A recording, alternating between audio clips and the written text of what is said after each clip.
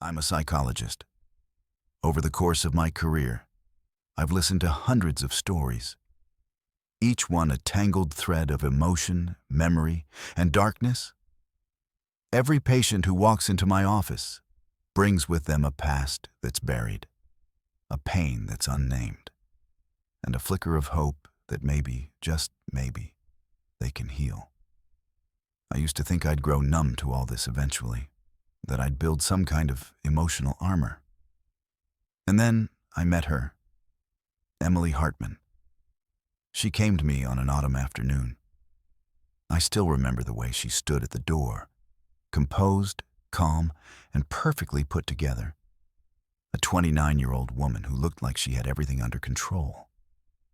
But if there's one thing I've learned in this field, it's that the people who look the most together often carry the deepest wounds. Emily was a well-known stage director in New York. Her plays were lauded for their raw psychological depth. Her characters were often tortured souls grappling with their pasts.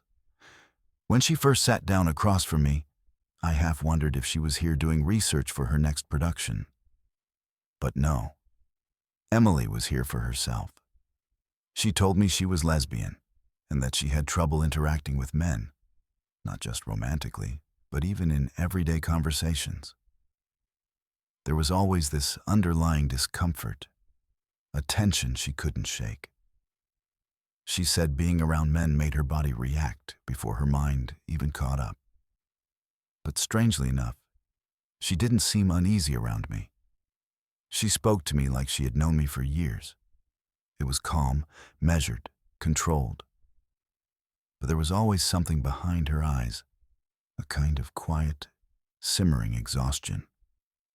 In the early sessions, she often mentioned a girl, someone she referred to simply as the first girl I ever loved. It was a high school romance. They had loved each other in secret, the way many queer teenagers do, fumbling their way through fear and first love. For Emily, that girl had been a light in an otherwise shadowed world. But one day the girl left. No warning, no long goodbye. Just a text that said, "I'm sorry, I can't do this." Then a wedding invitation. Emily never said her name. When she spoke of her, it was with a kind of detached grace, as if it were just another finished act in a play. But I knew better. That memory was a scar. Time passed. Emily seemed to be doing better. She talked about taking a vacation. She even laughed in one session, a dry, sardonic laugh, but a laugh nonetheless. I believed she was starting to move forward. Then came the day everything changed. It was raining. She arrived late, looking paler than usual. Her hands were trembling as she handed me a crumpled letter. No words, just the letter. It was a death notice. Walter Hartman, her father, had passed away. Walter Hartman. Of course I knew that name. Everyone did. A decorated physician, award-winning community leader, founder of the first statewide mental wellness initiative for children. He was a public figure, often seen on television, dubbed by the media as America's father of healing. A man with soft eyes, a warm smile, and a reputation that inspired trust. I looked at Emily. "I'm so sorry," I said gently. Then I added, "He was a remarkable man, someone who gave so much to others. I imagine he must have loved you very much." She said nothing. "Sometimes," I continued, "fathers have a hard time showing love, but that doesn't mean they didn't feel it." Emily's expression changed. "He loved me?" she asked, voice barely a whisper. But it wasn't the voice of grief. It was the voice of someone swallowing rage. I paused. I didn't mean to assume. She cut me off. "He ruined my life," she said, her tone flat and sharp as broken glass. "Walter Hartman, the beloved healer, the nation's father figure, raped me. For years, in the house where people called him a saint." I froze. Every word of comfort I had just offered echoed back in my mind like poison. I could barely breathe. Emily didn't cry. She didn't tremble. She just stared at me, like she had finally lifted the mask and was daring me to flinch. She had kept that truth inside her for so long, and now it hung between us like a blade.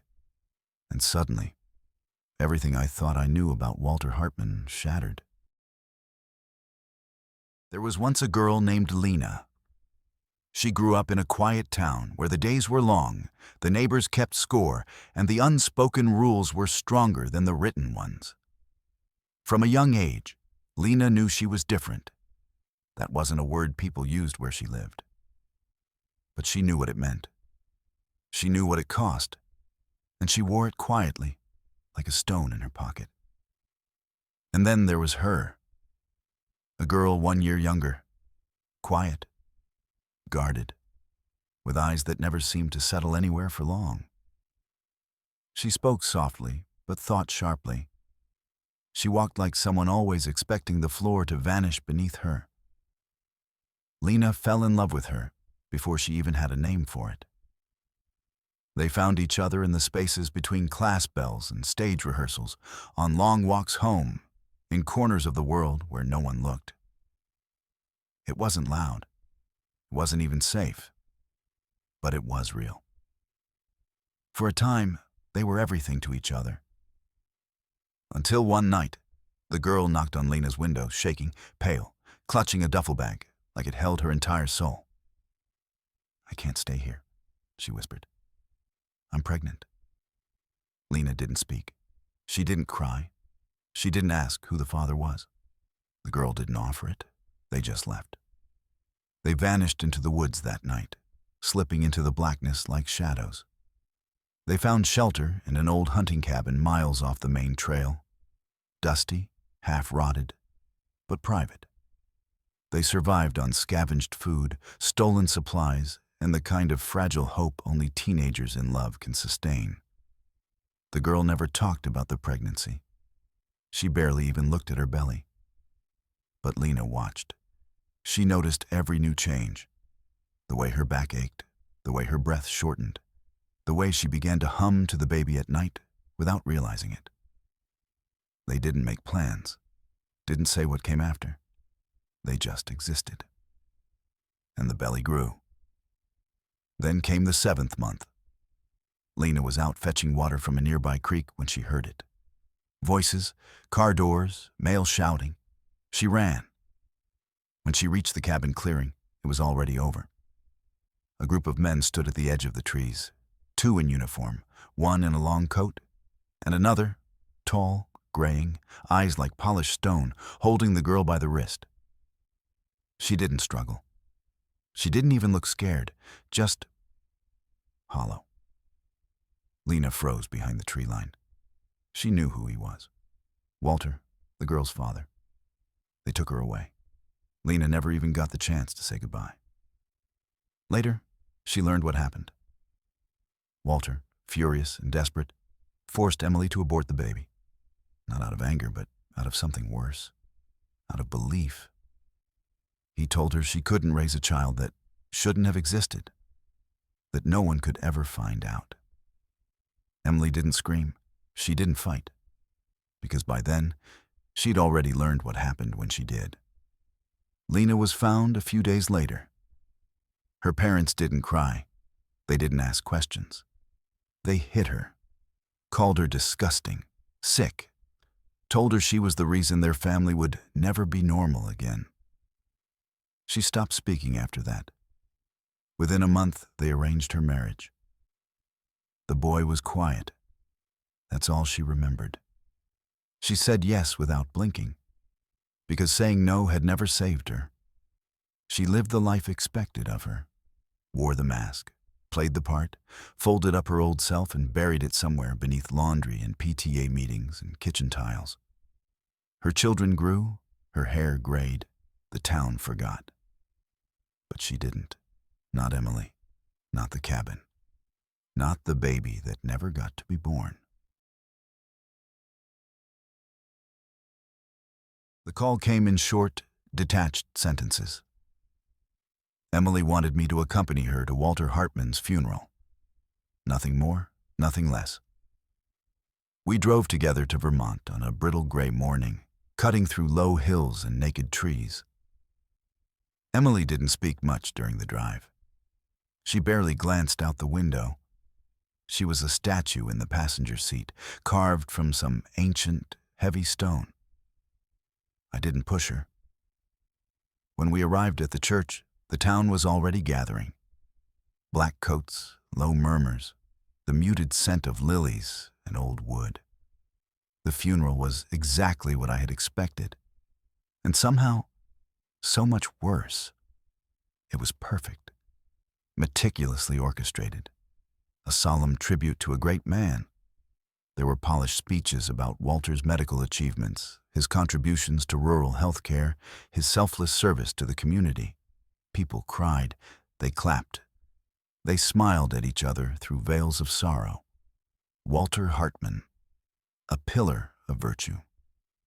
It was a performance, and the audience applauded on cue.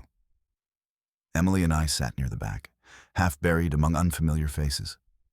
She sat motionless, her hands folded neatly in her lap, her face carved from ice. I studied the room, the weeping widows, the solemn business partners, the local politicians shaking hands. And then, him, an older man standing stiffly near the side aisle, white-haired, shoulders hunched, clasping his hands like a boy caught misbehaving. There was something brittle about him, something guilty. Dr. Mayer. The name flickered in my memory. Walter's longtime colleague, an obstetrician, retired quietly years ago. He stood apart from the crowd, wringing his cap between his hands, not looking at the casket, not crying either. As the ceremony ended and the crowd began to shuffle outside for the burial, Mayer drifted closer, closer to Emily. I watched from the corner of my eye. He didn't speak to her directly. He just hovered nearby. His lips moved, muttering under his breath. At first I thought he was praying, but then fragments of his whispers floated to me. Forgive me. The child. The mistake. It was never supposed to. Emily didn't turn, didn't blink, didn't react at all.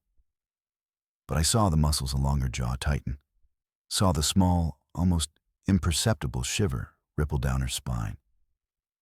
Then Mayer, noticing he had drifted too close, stumbled back into the crowd and disappeared.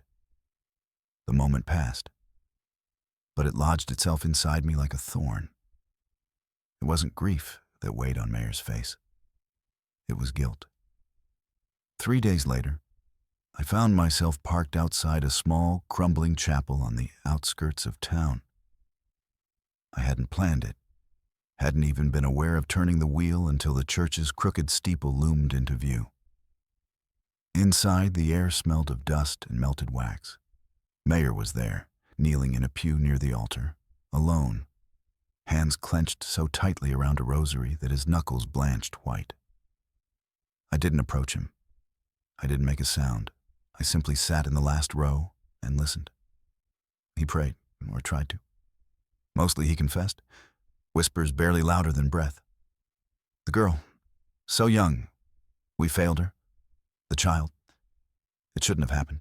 God, we thought we were helping. No names, no dates. But I didn't need them. I knew. That night, I went digging. I had access to old hospital archives, one of the quiet privileges of my profession and my relationships. I pulled up records from the year Emily turned 15. There, buried among thousands of births and procedures, I found it. Alexander Hartman. Mother, Catherine Hartman. Father, Walter Hartman. Standard delivery, signed off by Dr. Mayer. But something was wrong. The time of birth was crossed out and rewritten. The attending physician's name was missing from one version, restored in another. A gap of nearly 6 hours between admission and recorded birth. And in one archived digital copy, there was a redacted note, barely visible unless you knew where to look. Patient transfer due to non-standard circumstances. Emergency obstetrics required. The hairs along my arms stood up. I confronted Mayer the next day. It wasn't difficult to find him. He lived alone in a fading bungalow behind the pharmacy district, half forgotten by the world he once served.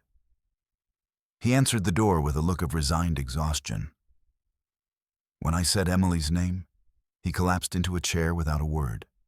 No anger, no denial, only trembling hands twisting the hem of his sweater as the truth bled out. Emily had become pregnant at 15, not by some unknown boy, not by a stranger, by Walter, her father. She had tried to run, tried to hide with someone she loved. But Walter found her, dragged her home. When the pregnancy was too advanced to terminate, they arranged something else, a secret birth, a falsified certificate. Mayer had delivered the child himself, had signed the documents, had sealed away the evidence, all of it under the pretense that they were protecting Emily, that no one would ever have to know.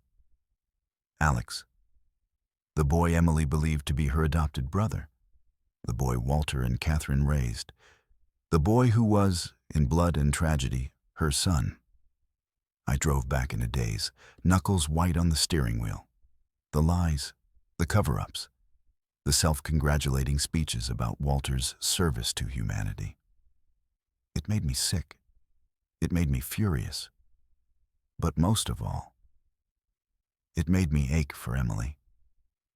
I found her at the theater the next evening. She was sitting alone on the edge of the stage, staring out at the empty rows of chairs. The building smelled of old velvet and sawdust. She didn't look up as I approached. I sat beside her, let the silence stretch until it frayed at the edges. Then, softly, I said, "Emily, Alex is your son."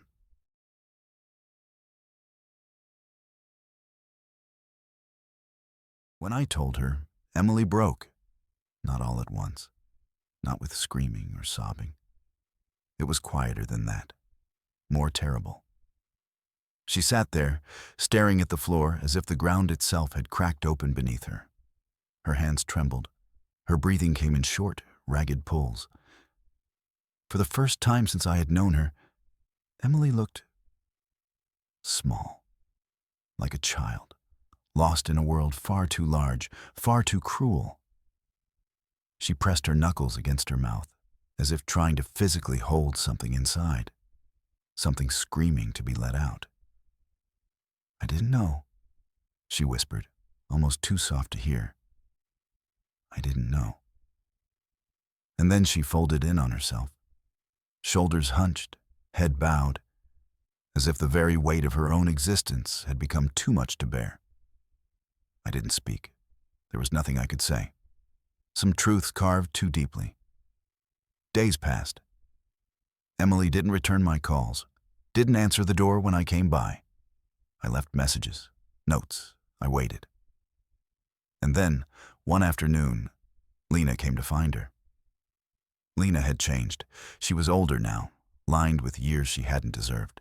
A husband, children, a life built on the ruins of what had been stolen from her. When she saw Emily again, there was no dramatic reunion. No tears, just silence and understanding. They sat across from each other in the small cafe at the edge of town. Neither touched their coffee. Finally, Lena spoke. There was no anger in her voice, only sorrow, a kind of mourning that never found a funeral. And what she told Emily, what she told me later, changed everything. After Emily had been dragged home, after Lena had been beaten into silence and forced into marriage, the real story had surfaced in whispers. Walter hadn't simply lost control. It hadn't been a drunken mistake or a moment of madness. It had been planned, calculated. Walter, after discovering Emily was a lesbian, had fallen into panic. Not anger, not hatred, fear. The fear of losing the perfect daughter, The fear of societal shame, the fear of failure. He looked for ways to cure her. Read outdated books, consulted experts who spoke of rehabilitation and forced conversion. And in that desperate, fevered state, someone found him. A woman, Margaret Wexler, Catherine's mother, Walter's colleague, sharp, merciless, opportunistic. She approached him quietly, almost sympathetically. She told him there was a way to fix Emily, a way to bring her back to the right path. Exposure therapy, she called it, a cold, clinical term for something monstrous. If you want her to learn, Margaret said, you have to show her, yourself, before it's too late. Walter had loved Emily, in his own broken, twisted way. He wanted to save her. And so, blinded by terror and poisoned by Margaret's words, he committed the unforgivable. Margaret didn't stop there. Once Walter crossed that line, she tightened the noose. She orchestrated the cover-up. She arranged the falsified birth. She convinced Walter to marry her daughter, Catherine. Not out of love, but out of blackmail. If Walter refused, Margaret would expose everything. The marriage was a leash. The silence was a cage. And the ultimate prize, Margaret's family would gain access to Walter's fortune, his reputation, his empire. Catherine and Walter were never husband and wife in anything but name. Their marriage was a contract soaked in guilt and necessity. And Alex, the child born of Emily's stolen childhood, was the one thing Margaret hadn't planned for. When Lena finished speaking, Emily didn't move. She just sat there, staring into a cup of coffee gone cold. After a long time, she said quietly, I hated him my whole life. Another pause. And he hated himself. There are no words for a realization like that. Only a hollow kind of silence. The kind that leaves you wondering whether the villain you've built your entire life around was, in the end, nothing more than a scared, weak man led into ruin by someone worse.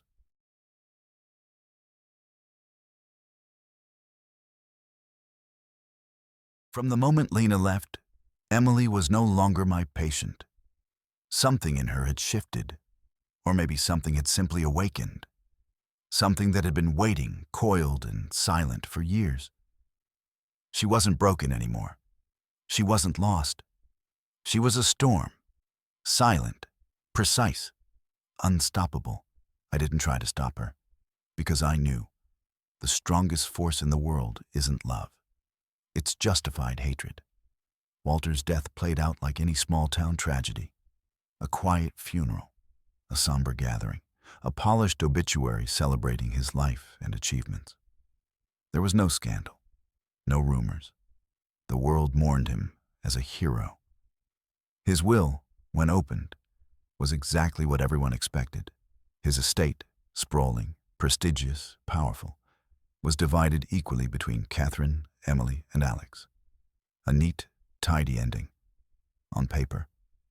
But paper burns easily. Only a few weeks after the funeral, news rippled through the town. Margaret Wexler, Catherine's mother, had died. A freak accident, they said. A fall while skiing alone in the mountains. Bad luck, bad weather, no witnesses. No one asked too many questions. After all, Margaret had been difficult. A woman better remembered politely than examined closely. Then, even more strangely, Catherine, the loyal wife, the grieving daughter, announced she was renouncing her entire share of the inheritance. No explanation, no press conference, just a cold official statement filed through her lawyer. I relinquish all claims to the Hartman estate. And then she disappeared, gone from the town, gone from the house she had shared with Walter. It happened so fast it was almost surgical, clean, silent, almost as if someone had helped her make the decision. I didn't ask Emily about it. I didn't have to. Some truths are better left unspoken, and she didn't offer them either. When we crossed paths, rare, fleeting, she would smile slightly, a curve of the lips with no real warmth. And then she would move on. 1 month later, a postcard arrived at my office. No envelope, no return address, just a single image, a stretch of empty coastline, waves pulling at a shore of broken stones, gray skies overhead. On the back, in clean, careful handwriting, were just a few lines. "It's done. Alex still doesn't know. I'm taking him far from here. Thank you, doctor." No signature. None needed. I knew who had sent it. If you like this story, please give it a like. I'm Hale, a psychologist sharing soul-deep stories. Subscribe to hear more.